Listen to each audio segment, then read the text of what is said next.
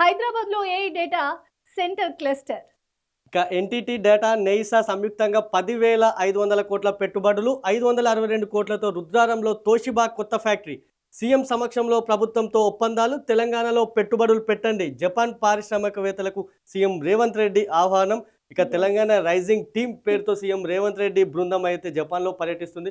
వారం రోజుల పాటు కూడా ఈ పర్యటన కొనసాగుతుంది. ఈ నేపథ్యంలో మొత్తం 11,062 కోట్ల పెట్టుబడులు అయితే తెలంగాణకు వచ్చినట్లుగా ప్రకటించారు. మొత్తం 10,500 కోట్లను ఇందులో ఎన్టీటీ అదేవిధంగా నెయిసా ఈ సంయుక్తంగా 10,500 కోట్ల పెట్టుబడులు పెట్టనుంది. అదేవిధంగా తోషిబా రుద్రారంలో 562 కోట్ల పెట్టుబడులు పెట్టనుంది. అయితే ఇక్కడ రేవంత్ రెడ్డి అయితే ఇప్పటికే అక్కడ పెట్టుబడులను భారీగా ఆహ్వానిస్తున్నారు. ఈ నేపథ్యంలో ఆయన నిన్న జపాన్ పైన కొన్ని కీలక వ్యాఖ్యలు అయితే చేశారు.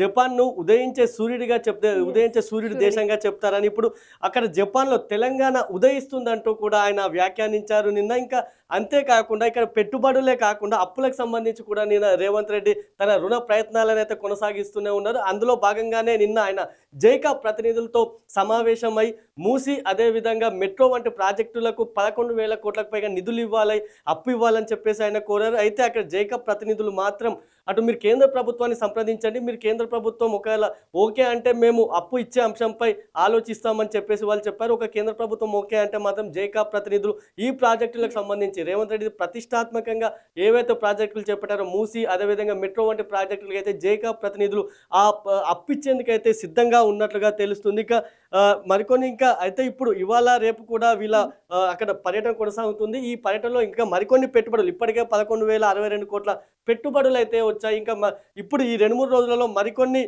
కోట్ల పెట్టుబడులు అయితే వచ్చే అవకాశాలు అయితే లేకపోతే అంటున్నారు కానీ కృష్ణ, ఎంతవరకు వస్తాయి, ఎంతవరకు తెలంగాణలో ప్రాజెక్టులు ఇంప్లిమెంట్ అవుతాయో మనం చూడాలి. గతంలో దావోస్ కూడా చూసాం. 1,60,000 కోట్లకు పైగా పెట్టుబడులు మేము తెచ్చామంటున్నారు. కానీ ఎన్ని ప్లేస్ అవుతున్నాయి ఇక్కడ? ఇక్కడ ఎన్ని ఇప్పుడు అంటే అక్కడ ఎంఓయూ అయిన కంపెనీలు అన్ని ఇక్కడ పెట్టుబడులు ఇక్కడ కంపెనీలు ఏర్పాటు చేయాలి, సంస్థలు ఏర్పాటు చేయాల్సిన అవసరం లేదు.